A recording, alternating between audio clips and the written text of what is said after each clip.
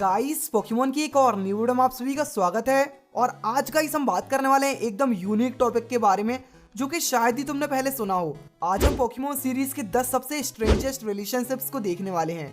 So guys Pokemon की यार पूरी सीरीज में अभी तक कितने सारे कैरेक्टर्स आए हैं और इनमें से हर एक कैरेक्टर इंटरेस्टिंग है और इनकी अपनी खुद की एक स्टोरीज हैं। पर यार कुछ कैरेक्टर्स के बीच के रिलेशनशिप्स को समझना सच में इम्पॉसिबल था। आज भी हम इनमें बहुत ज्यादा कंफ्यूज होते हैं आखिर इनके बीच चल क्या रहा है। लिटरली भाई आज भी लोगों को नहीं पता कि आखिर इनके बीच में क्या रिलेशन था।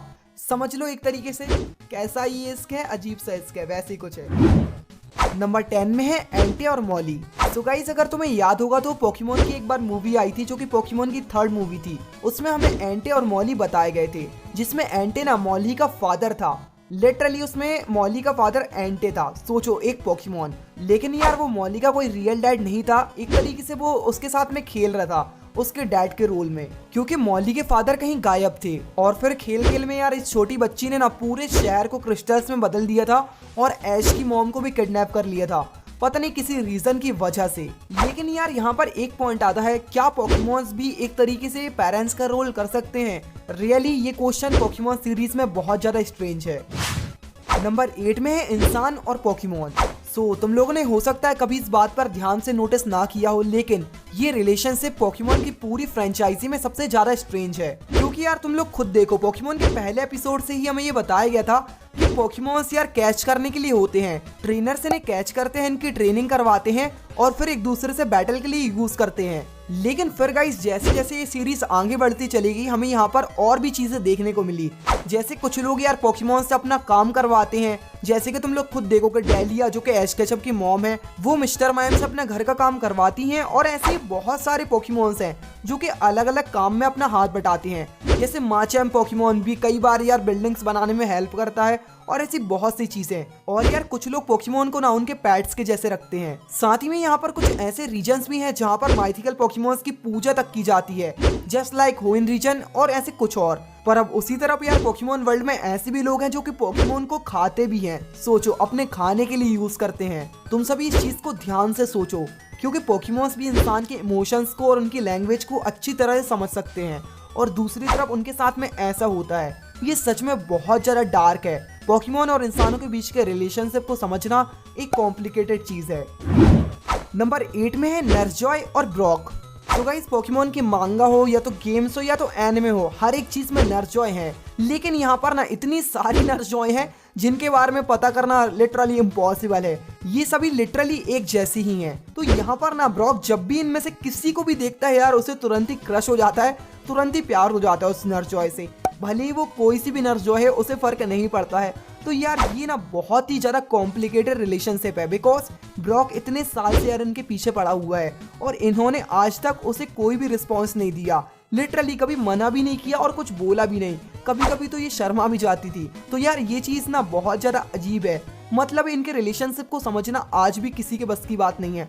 आज भी हमें ये नहीं बताया गया आखिर नर्जॉय ब्रॉक के बारे में क्या सोचती हैं। क्या नर्जॉय भी हो सकता है कि ब्रॉक को थोड़ा बहुत तो पसंद करती हो, या तो वो डायरेक्ट मना भी कर सकती थी। बट एनीवेज हम सभी को ब्रॉक और नर्जॉय के बीच का रिलेशनशिप देखने में बहुत मजा आया था। ये सच में बहुत इंटरेस्टिंग कैरेक्टर्स थे। नंबर 7 में है जेसी और जेम्स। सो यार पूरी पोकेमोन की सीरीज के सबसे ज्यादा फनी विलेंस जो कि सच में बहुत ज्यादा मजेदार थी। जेसी और जेम्स पोकेमोन की शुरुआत से आज तक उसमें हैं। सोचो ये लोग इतने साल से यार कितने बार कोशिश कर रहे हैं ऐश केचप के पिकाचू को पकड़ने की।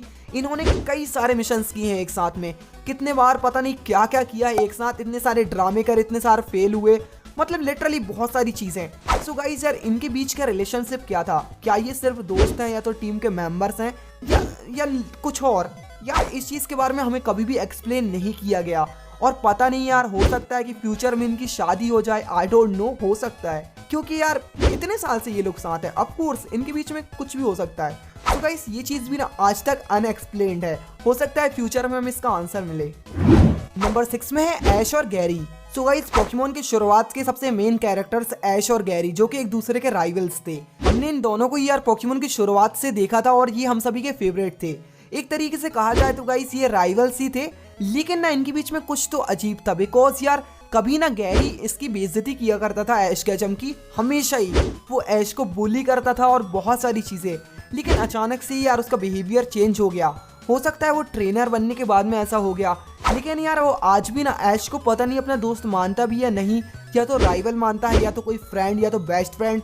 ये चीज गाइस हमें कभी एक्सप्लेन नहीं करी गई है। पोकेमॉन की सीरीज में हमेशा उसे एक राइवल की तरह दिखाया था, लेकिन फिर अचानक से उन दोनों के बीच की राइवलरी खत्म हो गई, जिससे यार थोड़े से कंफ्यूजन पैदा हो गए कि आखिर अब गैरी क्या है, ऐश केचम के साथ में क्या उसकी दोस्ती है। लिटरली यार ये चीज ना अभी भी हमें नहीं पता, लेकिन आई होप यार पोकेमॉन के जर्नीज में जब गैरी वापस आने वाला है तो उसमें हमें इस चीज का आंसर जरूर मिलेगा।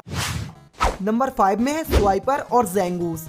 सो गाइस पोकेमॉन में यार तुम लोग ने देखा ही होगा कि ज़ैंगूस और स्वाइपर के बीच में कितनी ज्यादा लड़ाइयाँ होती थी। ये हमेशा एक दूसरे से लड़ने के लिए तैयार रहते थे, भले ही यार इनके ट्रेनर की मर्जी हो या तो ना हो।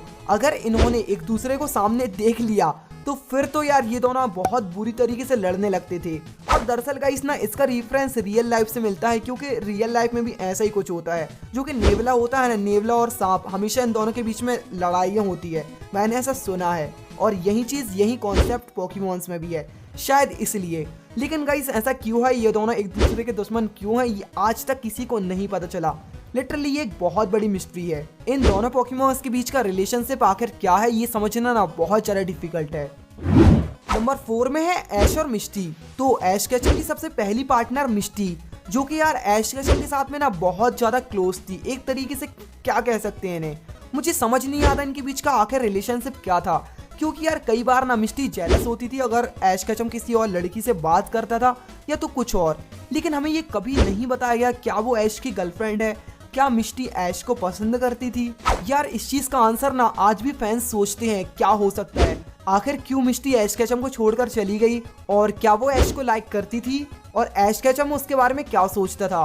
आखिर ये चीजें यार हमें कभी क्यों नहीं बताएगी। मुझे लगता है यार ऐश इतने टाइम से उसके साथ में रहा था, कुछ तो यार उसके दिमाग में होगा, या तो वो पूरी तरीके से ढक्कन है सच कहूँ तो, क्योंकि सेरीना के सामने भी उसने ज्यादा कुछ नहीं कहा। सच में ये लौंडा बहुत सख्त है। नंबर 3 में है ऐश और लेटियास। सो गाइस मुझे ना ऐसा लगता है कि ऐश केचम सच में बहुत ज्यादा लकी है, उसे ना हर कोई मिल जाता है। लिटरली इतनी सारी पॉकी गर्ल्स, यहाँ तक कि पोकेमॉन्स को तक उस पर क्रश आ जाता है। क्योंकि तुम्हें पता होगा और तुमने पोकेमॉन की एक मूवी देखी है तो उसमें ना एक लेटियास थी, उसे ना ऐश केचम पर क्रश आ गया था। वो लिटरली ऐश केचम को पसंद करने लगी थी, यहाँ तक कि ना मूवी के लास्ट में उसने ऐश को किस दी थी। यार ये चीज ना बहुत ही ज्यादा स्ट्रेंजेस्ट थी, अभी तक की पोकेमॉन की सीरीज में सबसे स्ट्रेंज चीज। लिटरली भाई ये आखिर हो कैसा गया था किसी को नहीं पता, और आखिर वो ऐश के बारे में क्या सोचती थी। लिटरली क्या एक पोकेमॉन को इंसान से प्यार हो सकता है, पोकेमॉन की ये बहुत बड़ी मिस्ट्री है। नंबर 2 पर है ब्रॉक और लूसी। सो गाइस पोकेमॉन की सीरीज में यार आज तक हमें इस बात का आंसर नहीं मिला, इन दोनों के बीच में आखिर हुआ क्या। आखिर लूसी क्या ब्रॉक को पसंद करती थी भी या नहीं। हमें ब्रॉक का तो पता है भाई, ब्रॉक को तो किसी पर भी क्रश आ जाता था। अगर वो यार हर 2 मिनट में अगर किसी लड़की को देखे ना, किसी सुंदर लड़की को, तो उसे तुरंत क्रश आ जाता था। लिटरली भाई वो बहुत ही ज्यादा मजेदार था। लेकिन यार यहाँ पर लूसी क्या सोचती थी ब्रॉक के बारे में, क्योंकि जब जब ना ब्रॉक उसके सामने प्रपोजल रखता था, लूसी भी यार स्माइल वगैरह करती थी, थोड़ी बहुत ब्लशिंग वगैरह, लेकिन यार उसने कुछ कहा नहीं। आखिर वो क्या सोचती थी ब्रॉक के बारे में, ये ना बहुत बड़ा क्वेश्चन है भाई। मुझे तो लगता है यार वो अंदर से ब्रॉक को थोड़ा बहुत तो पसंद करती ही थी। गाइस तुम सभी मानो या नहीं, लेकिन पोकेमॉन की कम्युनिटी में इस चीज पर बहुत सारे क्वेश्चंस आए थे, आखिर लूसी और ब्रॉक के बीच में क्या रिलेशनशिप है। सो गाइस फाइनली यार नंबर 1 पर है डेलिया और प्रोफेसर ओक। सो गाइस तुम सभी को पता ही यार हमेशा ना जो प्रोफेसर ओक हैं वो ऐश केचम के मॉम के साथ में ही रहते हैं, मतलब ऑलमोस्ट हर एक टाइम में। लिटरली भाई पता नहीं क्यों कई फैंस तो यार ये मानते हैं कि प्रोफेसर ओक ही ऐश केचम के डैड हैं, जो कि यार लिटरली बहुत ज्यादा गलत है। ऐसा 100% यार कुछ भी नहीं है, वो सभी फैंस की थ्योरीज हैं। लेकिन मैं तुम्हें कह सकता हूँ ना, ऐसा नहीं है, प्रोफेसर ओक ऐश के डैड नहीं है। लेकिन गाइस यहाँ पर ये क्वेश्चन आता है आखिर इन दोनों के बीच का रिलेशनशिप क्या है, क्योंकि यार आज तक ना हमें प्रोफेसर ओक की कोई भी फैमिली नहीं बताई। मतलब गैरी पता है हमें, लेकिन जैसे कि उनकी वाइफ या तो उनके पेरेंट्स या तो गैरी के पेरेंट्स, ये कोई भी हमें नहीं बताया गया। इसलिए थोड़े से क्वेश्चंस आते हैं और इसलिए ये अभी तक का सबसे ज्यादा स्ट्रेंज रिलेशनशिप बन गया है।